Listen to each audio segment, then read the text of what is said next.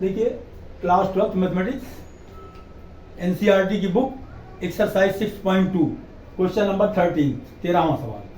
निम्नलिखित अंतरालों में से किस अंतराल में fx is equal to x to the power 100 plus sine x minus 1 द्वारा प्रदत्त फलन f ह्रासमान है।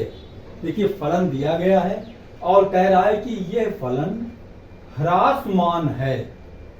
किन अंतरालों में?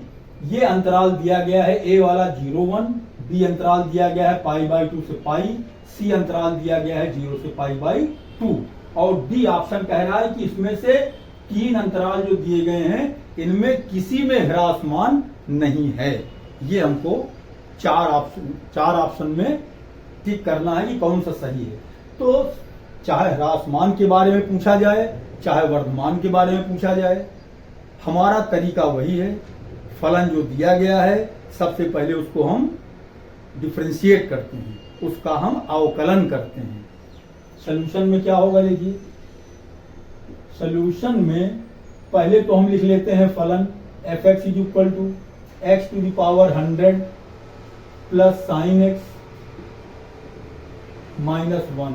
इसको डिफरेंशिएट कर लेंगे तो एफ डैश एक्स का मान निकल आएगा, 100 पहले आ जाएगा, 100 x के ऊपर घात 99 साइन x का डिफरेंशिएशन cos x होगा, माइनस 1 का 0 होगा।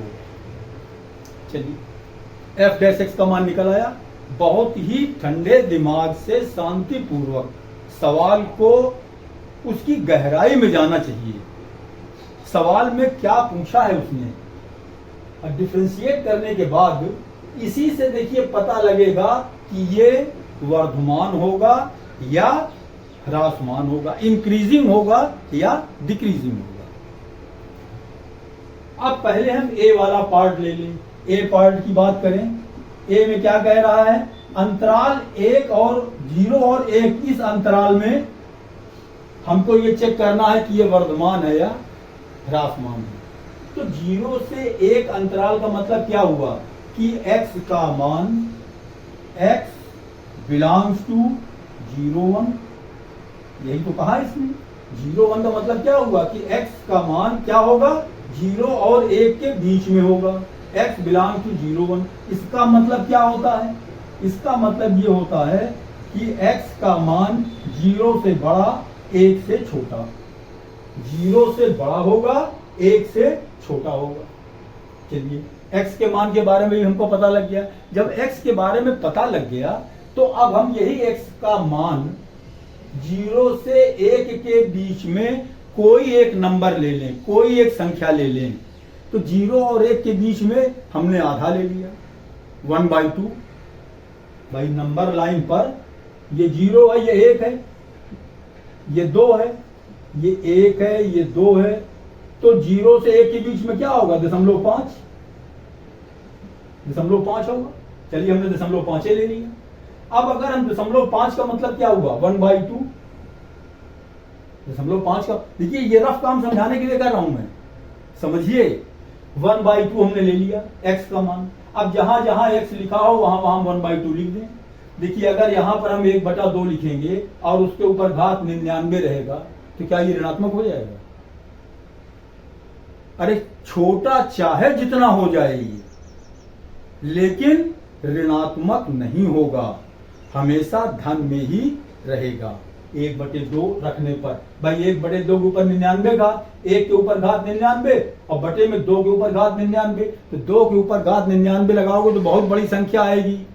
बहुत बड़ी संख्या से हम छोटी संख्या में भाग देंगे तो बहुत छोटी संख्या आएगी, लेकिन रहेगा धनात्मक ही, ऋणात्मक नहीं होगा। इसी तरीके से अगर हम cos 1/2 की बात करें तो 1/2 किस क्वाड्रेंट में होगा? 0 से 90 के बीच में 1/2 होगा फर्स्ट क्वाड्रेंट में, तो वहां भी cos पॉजिटिव रहेगा। तो cos भी पॉजिटिव है, ये भी पॉजिटिव है, तो f डैश x का मान क्या होगा? पॉजिटिव, माने 0 से बड़ा, और 0 से बड़ा का मतलब क्या हुआ कि फलन वर्धमान। बस इतना ही करना है केवल। ये हमने लिख दिया f dash x is greater than 0। धनात्मक हो रहा है। देखिए ये तर्क से हमने बता दिया कि धनात्मक होगा, लिखना है कि एफ डैश एक्स, इस एफ डैश, सारा काम देखिए अब इस एफ डैश एक्स से ही होना है। ये जो एफ डैश एक्स का मान आया है, इसी एफ डैश एक्स को ही हम चेक करते हैं कि ये धनात्मक है या ऋणात्मक है। तो इसका मान धनात्मक आ रहा है, मतलब 0 से बड़ा आ रहा है, अतः फलन क्या होगा, वर्धमान। ऋणात्मक होता तो ह्रासमान होता, धनात्मक आ रहा है, 0 से बड़ा आ रहा है तो वर्धमान हो गया। चलिए ए पार्ट कंफर्म हो गया कि वर्धमान होगा। बी वाले की बात करो। बी पार्ट में क्या है, देखिए π/2 अंतराल दिया गया है, π/2 से पाई। इसका मतलब क्या हुआ, इसका मतलब ये हुआ कि x belongs to π/2 minus pi, या इसको हम कह सकते हैं कि x का मान π/2 से बड़ा होगा, π/2 से बड़ा और पाई से छोटा, पाई से छोटा। तो π/2 से बड़ा और पाई से छोटा, इसके बारे में देखो, ये 0, ये π/2, ये पाई, ये 3π/2।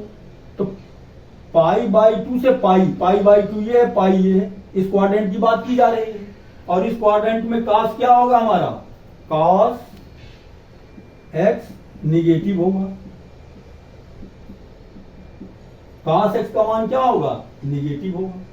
लेकिन 100x के ऊपर घात 99, 100x के ऊपर घात 99, इसकी भी बात करो, इसका मान कितना आएगा। देखिए पाई का मान होता है 3/4, पाई का मान 3.14, पाई का मान कितना होता है 3.14, और ये π/2 का मान 1.57, 1.57 से ज्यादा और 3.14 से कम बीच में हमने एक संख्या ले लिया 2, हमने एक संख्या ले लिया 2।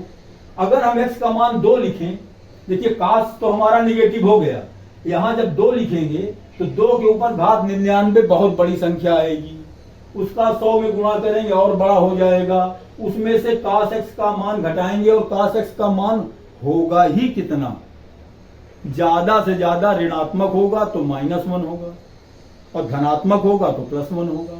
तो यहाँ ऋणात्मक है तो -1 होगा। तो इतनी बड़ी संख्या में से अगर हम cos x का मान -1 एक कम करेंगे तो धनात्मक ही रहेगा।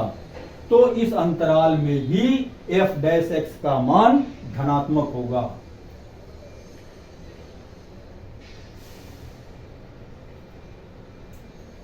वही चीज लिख दें, यहां जो निकाला हमने वही लिख दें। अंतराल π/2 माइनस पाई में f dash x is greater than 0, अतः फलन वर्धमान।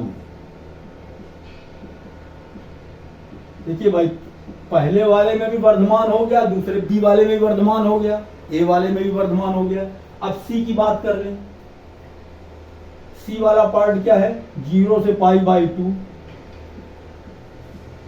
इसका मतलब क्या हुआ, x बिलोंग्स टू, ये इंटरवल 0 से π/2, इसका मतलब क्या होता है, x का मान 0 से बड़ा होगा और π/2 से छोटा होगा। अब x के मान 0 से बड़ा मान और π/2 से छोटा मान, तो पहली बात तो cos x के लिए अगर हम चेक करेंगे तो ये हमारा होगा पहला वाला चतुर्थांश, फर्स्ट क्वाड्रेंट, उसमें क्या होगा, cos धनात्मक होगा, तो cos हमारा धनात्मक हो गया।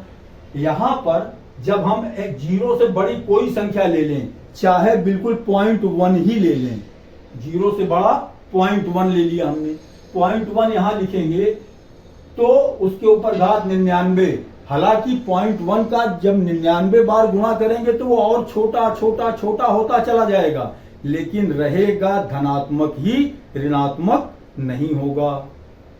तो ये भी धनात्मक और cos x पहले चतुर्थांश में धनात्मक, तो हमारा f डैश x क्या आएगा, धनात्मक। अंतराल 0 से π/2 में f डैश x का मान धनात्मक मतलब 0 से बड़ा, अतः फलन वर्धमान होगा। देखिए तीनों में वर्धमान हो रहा है और उसने कहा किसमें है, ह्रासमान, तो ह्रासमान तो है ही नहीं किसी में, इसका मतलब डी वाला पार्ट इसमें से कोई नहीं। ये डी ऑप्शन आपका सही है, आंसर आपका यही होगा, डी ऑप्शन। ये मैंने अच्छी तरीके से समझा करके बता दिया, ऐसे नहीं कह दिया कि हाँ ये भी पॉजिटिव होगा, ये भी पॉजिटिव होगा, ये भी पॉजिटिव होगा, ऐसा कुछ नहीं। तीनों पार्ट हमने अच्छी तरीके से समझा दिया है कि क्यों पॉजिटिव हो रहा है। आप भी अच्छी तरीके से पूरा डिटेल जैसे मैंने समझाया है इसी तरीके से पूरा डिटेल अगर आप लिखेंगे अपनी कॉपी में, नोटबुक में, तो दोबारा आपको समझने में आसानी रहेगी। और इसी तरीके से तर्क करके ही सवाल लगाइए तो सवाल समझ में आएगा। एक सवाल, दो सवाल, तीन सवाल अगर आपकी समझ में आ गए तो तमाम सवाल आप अपने मन से उस तरह के लगा सकते हैं।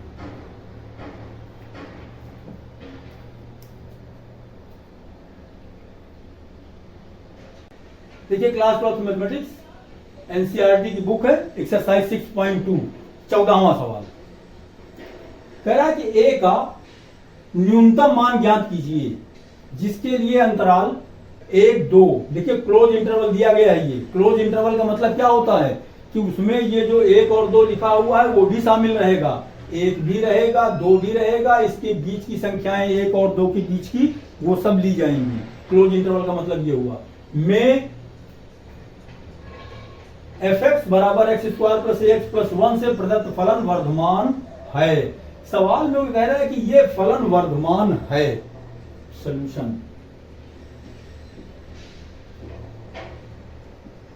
fx is equal to x square plus ax plus 1, ये हमारा फलन दिया गया है। सीधे सीधे पहले इसको डिफरेंशिएट करो, उसके बाद कोई तर्क वाली बात करेंगे। fx इज इक्वल टू ये हो जाएगा हमारा 2x plus a, x square का 2x होगा, ax में x ऐसे लिखा रहेगा, 1 का 0 हो जाएगा। ये हमारा आ गया f डैश x। अब देखिए सवाल में उसने कह दिया है कि ये हमारा फलन वर्धमान है, इसका मतलब कि f डैश x का मान 0 से बड़ा है। इसको समझ लीजिए। सवाल में उसने कहा है प्रश्नानुसार, अकॉर्डिंग टू द क्वेश्चन, प्रश्नानुसार फलन वर्धमान है।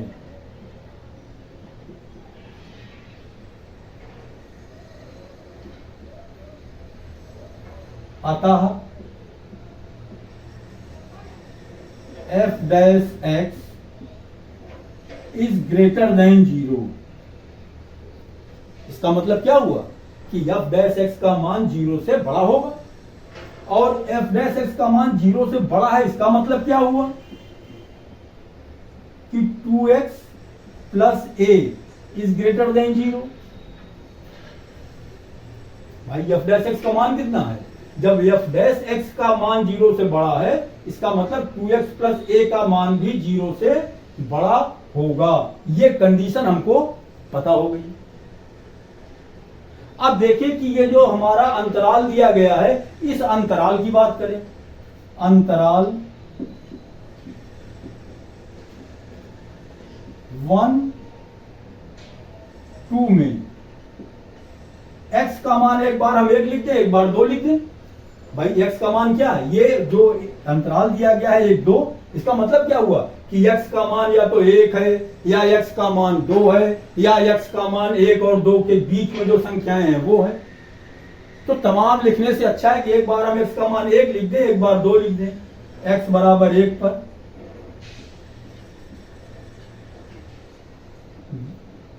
x का मान 1 लिखेंगे, plus a is greater than 0, या 2 plus a is greater than 0, या a is greater than -2।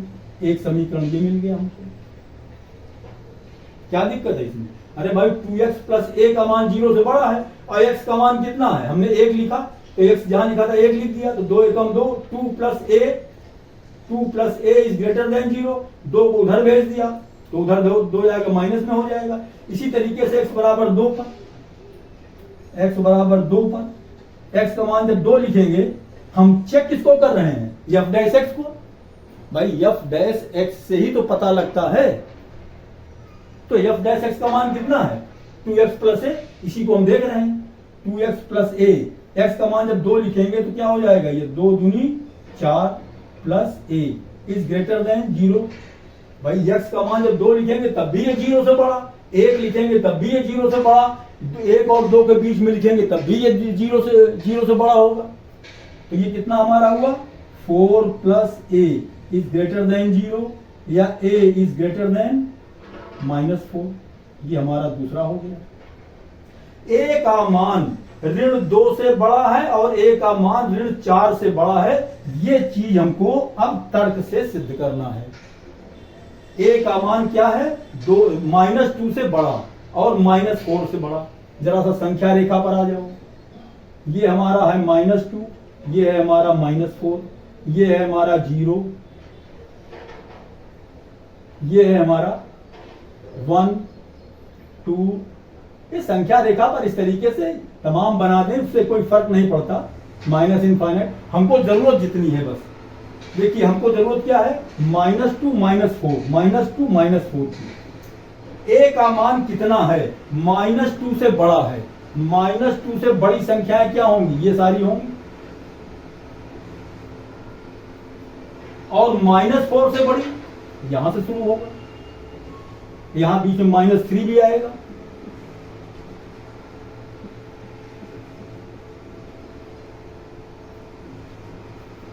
a का मान कितना है, इतना भी है, -2 से बड़ा है और -4 से भी बड़ा है।